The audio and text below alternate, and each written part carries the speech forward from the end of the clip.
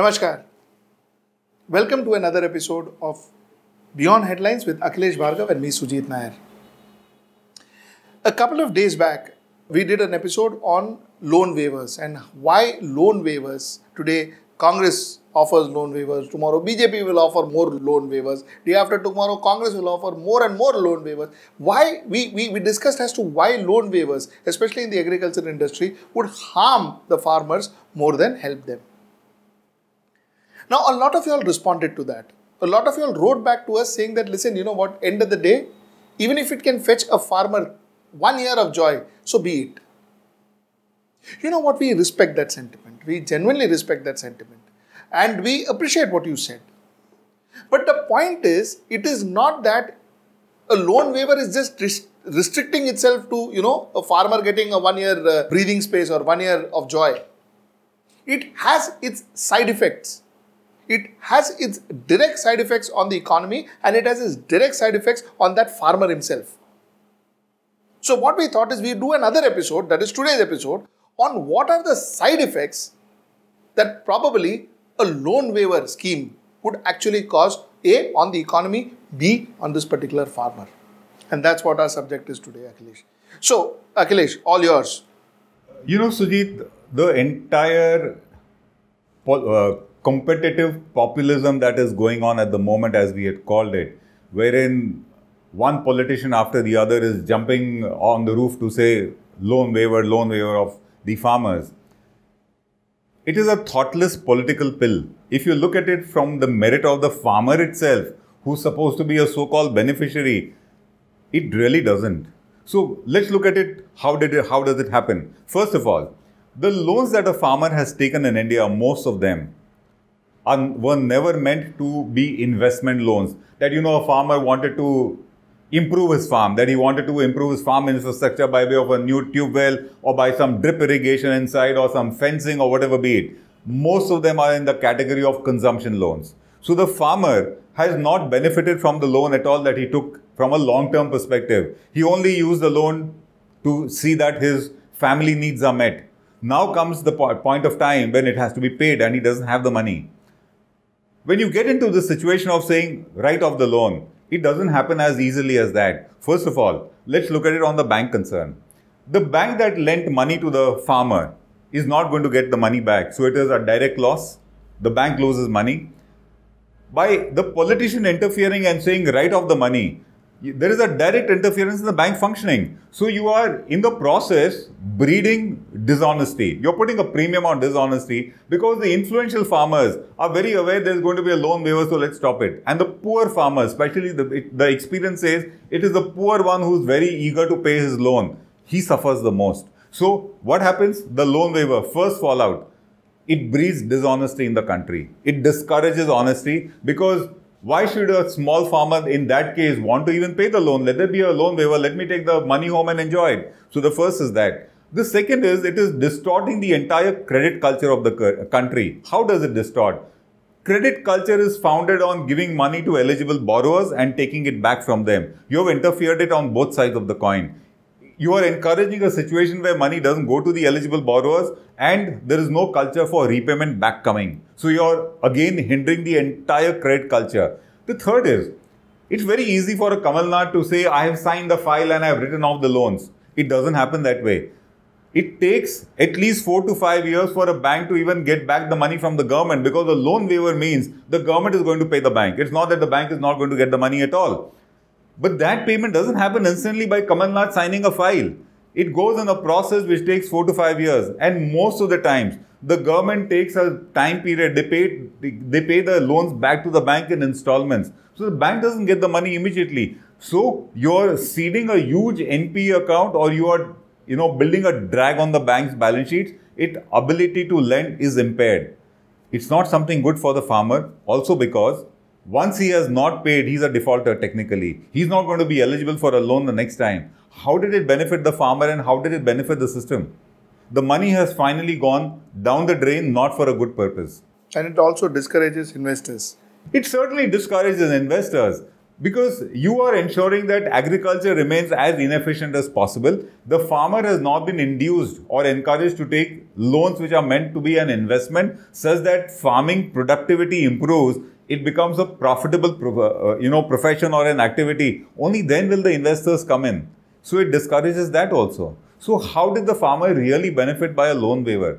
He would have benefited if loans were given, meant to be put into the farm as investment, not for his consumption. That was monitored. That investment would have paid back for the loan and the farmer would have been eligible for better loans, bigger loans for better purposes.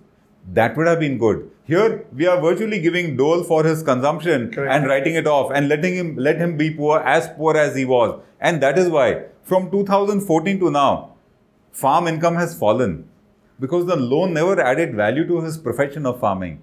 And of course, the costs have gone up and the farmer has only become poorer. So how is this loan waiver going to really improve his situation in the long run? See, Akhilesh, one more point that we were constantly trying to make is, see, for every problem, for every agricultural problem, the immediate solution that a government, and regardless of whichever government that is, as we always say, okay, the immediate problem that the government comes out with is loan waiver. Okay, and they feel everything. It's like an ostrich, digging his head under the ground and saying nothing is happening around him. See, the point is, a solution is never found. Now, the worst thing is, certain decisions that the government takes, I don't know whether it has been taken deliberately or has it been taken erroneously or it has been taken by some stupid minds who doesn't understand agriculture. Okay, there are trade decisions that the government has taken, business decisions that the government has taken, which is going against the farmers. For instance, like you were saying, you spoke about... Oh yes, Sujit.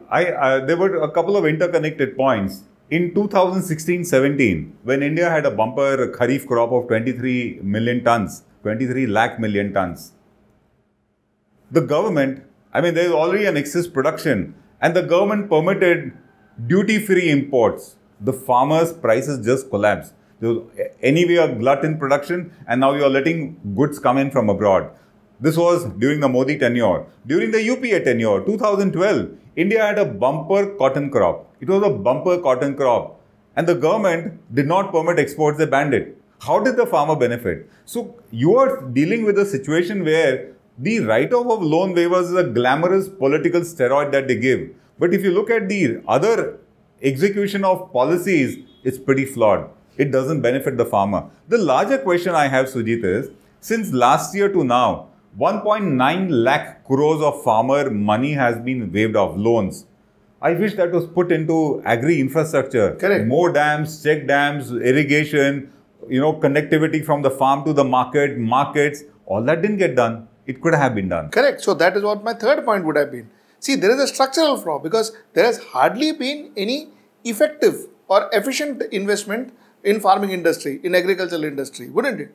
Absolutely. We are still in a situation where the farmer is rain dependent. We are still in a situation where the farmer doesn't have a direct access to the markets. Probably the markets are missing. We are still in a situation where road connectivity is not there and the estimate is 40% of India's fruit and vegetable produce gets lost in the process. I wish this 1,90,000 crores was put into those initiatives. They will never get put. And the fact remains that, tell me, why is India shying away from investing in agricultural industry? I think this is one of those, appeasement policies of the sector that let's just giving money to the sector in a very inefficient format and let it be poor. Only votes matter. The lives or the betterment of the farmer, where does it matter? So, Akhilesh, then to conclude this show, the thing is that more often than not, whenever there has been an agrarian crisis, whenever there has been a crisis in the agricultural industry, the first solution, like we said before, has always been loan waivers. That too, just before the election, whether it is assembly elections or whether it is central elections, whether it is Lok Sabha elections. It is just immediately, that is the first carrot. The first stop being given. Stop being given for farmers. The second thing is, somewhere down the line, I think there has been absolutely, Akhilesh, absolutely no strategically thought through investment plan that the government had since 1950s. Forget about now. Since the 1950s, the government didn't have a thought-through investment plan. Akhilesh, the third thing which I wanted to actually say is also the fact that, you see, the poor farmer has no control over his trade. His inputs are decided by somebody else. That is the manufacturing company, those seed companies and giant size fertilizer companies and so on and so forth. So his inputs are decided by them. His outputs are decided by the government. And you just mentioned those two cases where, the flaws that government commits when it comes to agricultural marketing. So he has absolutely no control over his business. He just sits and produces. Correct. So that's the fourth flaw. And the last, and I think the grand finale to this entire thing is, Akhilesh, India lacks a good, wise farmer leader. We have people who are crooks who actually represents farmers. They purely represent their own benefits. They purely represent their own, they want their own political careers to be shined up. They have nothing to do with the farmers. There's not a single intelligent person who understands farming industries, who represents the farmers. Without a hidden agenda. I wish, Akhilesh, actually, I've been seeing this very closely. I've been seeing this farmer movement very closely, and I've been observing the agricultural industry very closely. I wish there was a leader who even they had hidden agenda, but yet at least spoke for the benefit of the farmers. Spoke for the benefit of the farmers, not in a platonic way, not in a, in a way where, you have these glamorous slogans and bites and all that. You genuinely thought through for the farmers. There is not a single farmer leader. India requires a farmer leader, and that's a need of the hour. And of course, a government and a minister that understands farming and they understand the agricultural industry. So that's what we conclude, and that's what this show was all about. And let me reiterate.